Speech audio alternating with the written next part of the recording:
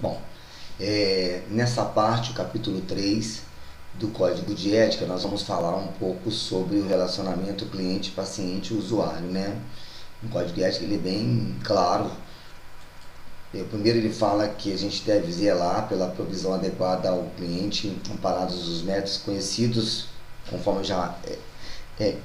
não é que é repetitivo, é importante, a gente tem que se basear em técnicas de terapias que são permitidas ao fisioterapeuta e que serão adequadas para aquele usuário.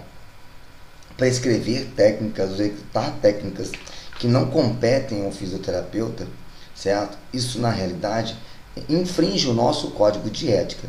Então a gente tem que, na realidade, realizar técnicas que são de competência do fisioterapeuta, que isso garante ao usuário aquilo que ele foi buscar, né? Ele foi buscar um atendimento de um fisioterapeuta e que, na realidade, executa as técnicas voltadas para a fisioterapia, reconhecidas pela fisioterapia, né?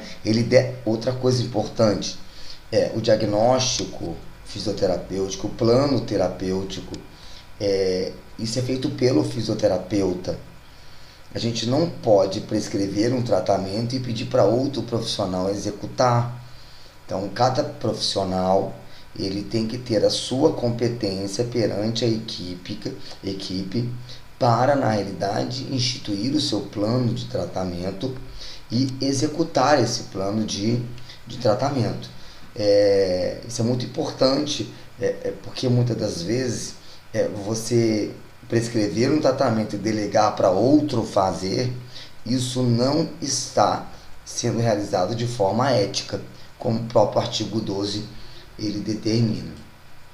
Ele deve zelar pelo prontuário, isso é muito importante, a escrita legível, com acompanhamento, data, tudo certo, porque quando uma fiscalização bate num serviço de fisioterapia e ele olha o prontuário e não tem nada escrito, vocês podem ter certeza que o profissional ele vai incorrer no Código de Ética. O artigo 3 ele é claro.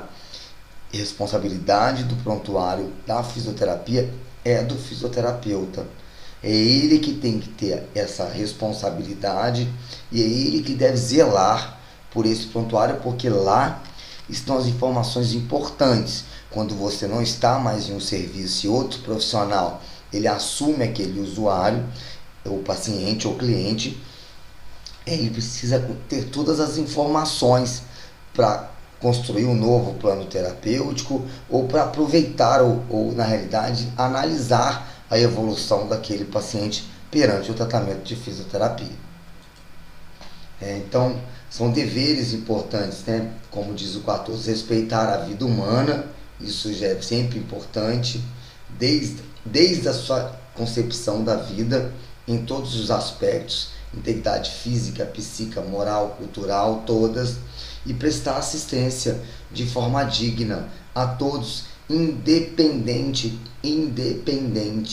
de raça, etnia, nacionalidade, credo, gênero, religião, cultura, condições socioeconômicas, orientação sexual e qualquer outra forma de preconceito. Isso é muito importante dentro das profissões e não seria diferente dentro da fisioterapia. O ser humano não tem cor, não tem credo, ele é um ser humano como qualquer um outro e todos nós devemos assim nos comportar, porque a gente tem que pensar que o que a gente quer pra gente, a gente também vai querer pro próximo. Tá? Respeitar o pudor e a intimidade do paciente, isso é muito importante, quando algumas técnicas que a gente utiliza, da autonomia, conforme eu já falei, né? Autonomia da vontade do cliente, sempre importante você explicar e deixar que ele decida sobre o seu bem-estar, se ele quer ou não, informar quanto à consulta, diagnóstico, isso é muito importante porque as pessoas elas vão a uma clínica de fisioterapia ou uma sessão, ou recebem, eles querem saber, isso é muito importante, né? Na consulta, qual é o diagnóstico do fisioterapeuta, qual é o plano terapêutico, o objetivo que eu tenho, ser aquilo da forma mais clara possível. Isso é sempre muito importante, entendeu? Quando um cliente vai, muitas das vezes, e não propor tratamentos que a gente sabe, ou insinuar respostas terapêuticas que muitas das vezes não é permitido, principalmente perante algumas condições anatômicas e fisiológicas, enganar, isso é enganar o cliente. Você, quando propõe uma técnica, quando você dá um diagnóstico, e aquele diagnóstico ou a sua proposta terapêutica não vai ser conseguida e você fala que vai conseguir, isso é enganar um cliente. Isso é muito grave. Isso é muito grave. Por isso que ele fala, prestar assistência fisioterapêutica também respeitando o princípio da bioética, sem colocar em risco esse usuário, sem na realidade colocar em risco qualquer procedimento terapêutico que eu faça com ele durante os meus atendimentos.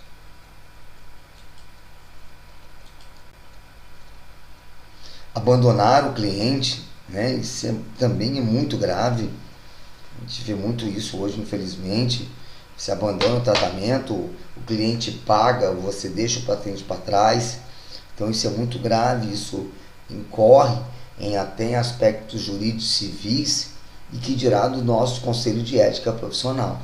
Então é muito importante a gente garantir a continuidade do tratamento, da assistência, principalmente por motivos irrisórios. Prescrever tratamento de forma não presencial, só quando é permitido por lei. Nós tivemos agora uma pandemia e algumas das vezes foi necessário, então isso é permitido por lei, mas prescrever alguns tipos de tratamento em que a gente não tem a supervisão da técnica de execução, isso realmente infringe o nosso código de ética. É sempre importante a gente estar atento quanto a isso, né? Divulgar ou prometer terapia infalível, secreta ou descoberta de cura improvável, isso é muito grave, né? Promover tratamentos que a gente sabe que não tem comprovação científica, não vai trazer benefícios durante a terapia, então isso também tem que ser considerado. Isso é uma infração grave quando a gente na realidade oferece esses serviços e não comprova aquilo que estamos fazendo, certo? Sem realização de consulta. Então a consulta ela é muito importante, a gente avaliar a cinesioterapia, avaliar todos os componentes motores do indivíduo, é importante para que a gente consiga criar um diagnóstico correto e prescrever um tratamento adequado, o tempo de tratamento, o prognóstico do tratamento, isso é sempre muito relevante, tá? E aí inserir anúncio, bem como expor local de atendimento, mostrar o que foi feito antes e depois do tratamento realizado, mostrando a cara do indivíduo. Então isso realmente isso infere diretamente. Gente, a internet hoje ela tem mostrado essas questões antiéticas por vários profissionais, né? Principalmente da nossa área da fisioterapia. Então é importante que o tratamento, a divulgação desses métodos em si não deve ser, a não ser que tenha até o consentimento do paciente, mas isso não é importante. A gente consegue divulgar as nossas atividades sem precisar comparar um com o outro, não há necessidade disso, não há necessidade. O nosso anúncio tem que ser apenas para divulgar a profissão, divulgar a nossa especialidade e mostrar os nossos serviços, sem precisar comparando, mostrando. Então isso é muito importante, que a gente controle essa exposição do usuário para mostrar as nossas qualidades profissionais. Mais uma vez deixando aí o site do Cofito. Muito obrigado e até a próxima.